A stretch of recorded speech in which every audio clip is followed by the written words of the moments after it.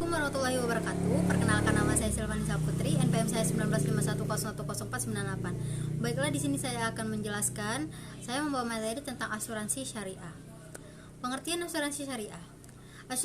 Asuransi syariah ini didefinisikan sebagai usaha saling melindungi dan tolong-menolong di antara sejumlah orang atau pihak melalui investasi dalam bentuk aset dan atau terbaru. Memberikan pola pengembalian untuk menghadapi resiko tertentu melalui akad yang sesuai dengan syariah. Tujuan asuransi ini adalah untuk mengadakan persiapan dalam menghadapi kemungkinan kesulitan yang dihadapi oleh manusia dalam kehidupan. Baiklah, ini menurut pendapat para ahli fikih kontemporer yang mendefinisikan tentang asuransi. Yang pertama yaitu 1. At-tami an-ta'awuni, yaitu asuransi tolong-menolong, atau ialah kesepakatan sejumlah orang untuk membayar sejumlah uang sebagai ganti rugi ketika salah seorang di antara mereka mendapatkan kemudaratan. Yang kedua yaitu at-tamin bi al-kisabiit, asuransi dengan pembagian tetap adalah akad yang mewajibkan seseorang membayar sejumlah uang kepada asuransi yang terdiri atas beberapa pemegang saham dengan perjanjian apabila peserta mendapat kecelakaan ia diberi ganti rugi. Selanjutnya, dalam pengelolaan dan penanggungan risiko, asuransi syariah tidak memperbolehkan adanya gharar atau ketidakpastian atau spekulasi dan maisir atau perjudian. Dalam investasi atau manajemen dana ini tidak diperkenankan adanya riba atau bunga. Ketiga larangan ini, gharar, maisir, dan riba, ialah area yang harus dihindari dalam praktek asuransi syariah ini, yang menjadi pembeda utama di mana dengan asuransi konvensional. Yang kedua ialah dasar hukum asuransi. Yang pertama yaitu hukum positif. Dasar hukum asuransi di Indonesia sudah sangat kuat karena diatur dalam Undang-Undang Peraturan Pemerintah dan juga Keputusan Menteri Keuangan. Dengan demikian, maka pelaksanaan usaha asuransi di Indonesia harus disesuaikan dengan Undang-Undang Peraturan Pemerintah dan juga Keputusan Menteri Keuangan. Yang kedua yaitu hukum syariah. Al-Quran sendiri tidak menyebutkan secara tegas ayat yang menjelaskan tentang praktek asuransi seperti yang ada pada saat ini. Hal ini teridentifikasikan dengan tidak munculnya istilah asuransi atau at-tamin secara nyata dalam Al-Quran. Walaupun begitu, Al-Quran masih mengakomodirkan ayat-ayat yang mempunyai muatan nilai-nilai dasar yang ada dalam praktek tersebut, seperti nilai dasar tolong-menolong, kerjasama, atau semangat untuk melakukan proteksi terhadap peristiwa kerugian di masa yang akan datang.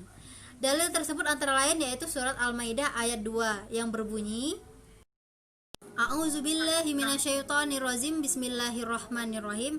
Ya ayyuhallazina amanu la tuhillu sya'airallahi wa la syahrul harama walal hadiyya walal qalaida wala aminal baital harama yabtaguna fadlan min rabbihim waridwana wa idza halaltum fastadu wala yajrimannakum syana'anu qaumin an syadakun anil masjidil harami an ta'adu wa tawanu alal birri wat taqwa wala ta'wanu alal ismi wal udwani wattaqullah innallaha syadidul iqab.